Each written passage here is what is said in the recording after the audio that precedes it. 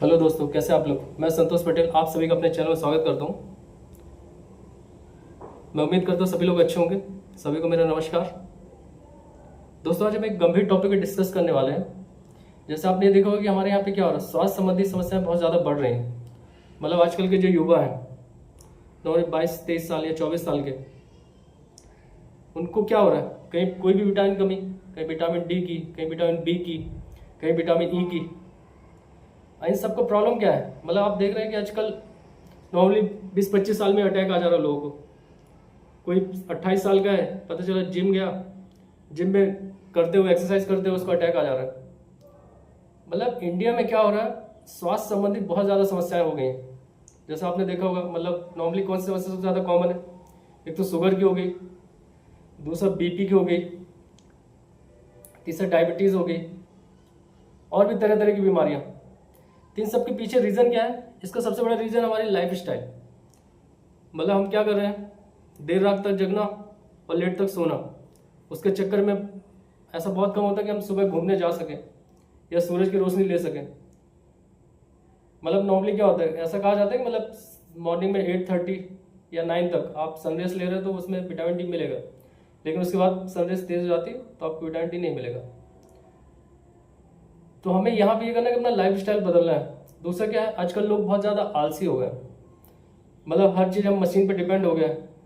हम चाहते सब कुछ हमें बैठे बैठे मिल जाए, कोई मेहनत ना करनी पड़े, कोई पसीना ना बहाना पड़े। लेकिन आपको ये समझना है यहाँ पे कि जब तक आप जो भी खाना खा रहे हैं, अगर आपकी बॉडी से पसीना नहीं निकल रहा है तो आप फिट नहीं है।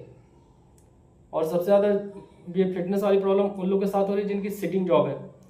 वो कहीं भी काम कर सकते हैं, हो सकता है बैंक में हो, ऑफिस में हो, या अपने घर पर, या कोई शॉप में हो। तो इनके कारण क्या हो रहा है, मतलब हम काम पे इतना बिजी हो गए कि अपने मतलब फिजिकल वर्क तो कुछ कर ही नहीं रहे। सुबह शाम तक बस वही काम काम काम, मतलब खाना, काम करना और आराम करना। एक्सरसाइज हम भूल गए। तो आप लोग ये करिए, कम से कम अपने मतलब एक्टिविटीज़ में कुछ भी एक गेम शामिल कर लीजिए। Cricket, badminton, table tennis, running, cycling. और दूसरा ही फिट रहने के लिए सबसे बेस्ट है मेरे ख्याल से साइकिलिंग। आप साइकिलिंग कर सकते हैं। मतलब आप कोशिश ये कर सकते हैं कि जो नहीं कि हम हर जगह बाइक से ही जाएं। यदि आप मार्केट जा रहे हैं तो मार्केट जाने के लिए यदि हो सकता है मार्केट आपके घर से 3 या 4 किलोमीटर की दूरी पे हो, या 2 किलोमीटर की दूरी पे हो, तो आप वहाँ पैदल जाइए, बाइक लेके मत जाइए, पैदल जाइए। और साथ में मतलब बैग भी लेके जाइए, पॉलीथीन वाला नहीं, कपड़े वाला लेके जाइए। मतलब उससे ये होगा कि आप मतलब एनवायरनमेंट के लिए भी काम कर रहे हैं। पैदल जाइए और पैदल आइए, कोई भी सामान खरीदने जाना है। दूसरे ये कर सकते हैं, जिन लोग का ऑफिस पास में है, मतलब हो सकता है कुछ लोग, मतलब कुछ ऐसी कंपनियां रहती है जिनके मतलब ऑफिस घर के पास में ही रहते हैं। तो यदि आपका ऑफिस पास में है 3 या 4 किलोमीटर पे, तो वहाँ भी साइकिलिंग का प्लान बनाया जा सकता है। मतलब आप साइकिल से जाइए और साइकिल से आइए। इससे क्या होगा, आपकी हेल्थ फिटनेस बनेगी, क्योंकि जब बॉडी से पसीना निकले ऑलरेडी आप फिट रहोगे। तो जो समस्याएं खासकर शुगर, बीपी, या हम जल्दी यदि बीमार पड़ रहे हैं, तो उससे हमारी बॉडी मतलब यहाँ पे क्या होगा, यदि हम डेली एक्सरसाइज कर रहे हैं, रनिंग कर रहे हैं, ठीक है, मॉर्निंग हो या शाम को, तो उससे आप फिट रहेंगे।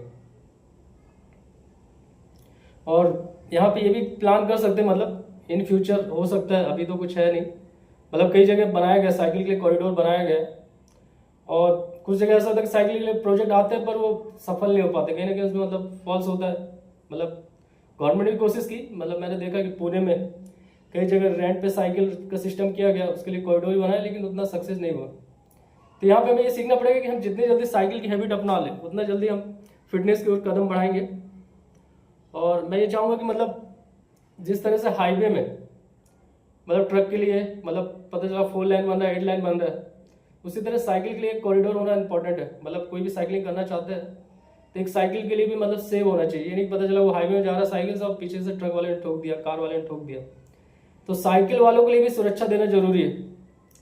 दोस्तों, मैं इस वीडियो से ये कहना चाहूँगा कि जो हमारे 4 व्हीलर या 2 व्हीलर भाई वाले हैं, लोग हैं, ठीक है, जब भी आप हाईवे पे चले, हमारे ट्रक ड्राइवर हो गए या और भी जो है, तो प्लीज़ यदि आपके बाजू से कोई साइकिल वाला चल रहा है तो उसको सम्मान दीजिए। ये नहीं कि उसको पीछे टक्कर मार के निकल गए, क्योंकि वो साइकिल से चल रहा है तो एक तरह से वो पोल्यूशन नहीं फैला रहा है और दूसरा अपनी हेल्थ का भी ध्यान रख रहा है। मतलब वो देश के लिए काम कर रहा है, क्योंकि यदि वो स्वस्थ रहेगा तो वो हॉस्पिटल नहीं जाना पड़ेगा। हॉस्पिटल नहीं जाएगा तो इकोनॉमिकल उसको लॉस नहीं होगा। और हमारी दवाइयाँ भी कम खर्च होंगी। तो ऐसा किया जा सकता है। दूसरा मैं ये चाहूँगा जो भी इंडस्ट्री है वो अपने आसपास मतलब साइकिल के कॉरिडोर बनाए, जो उसके एम्प्लॉय है उनके आने जाने के लिए साइकिल के लिए एक सुरक्षित रास्ता, जिस तरह कार या बाइक के लिए सिग्नल होता है उस तरह साइकिल के लिए भी सिग्नल दिया जाए कि हाँ भाई तुम आराम से जाओ, तुम्हें कोई डिस्टर्ब नहीं करेगा। और ये किया जा सकता है, कोई बड़ा काम नहीं है। जब हम रोड बना सकते हैं 4 लाइन 8 लाइन, तो साइकिल के लिए भी कॉरिडोर बनाया जाना चाहिए। बस इस वीडियो के माध्यम से मैं यही मैसेज देना चाहूँगा।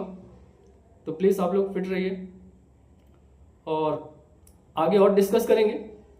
लेकिन पहला तो मेरा इसका आज यही था कि हमें साइकिलिंग पे जोर देना है। जितना ज़्यादा हम साइकिलिंग कर सके उतना अच्छा है। थैंक यू, धन्यवाद।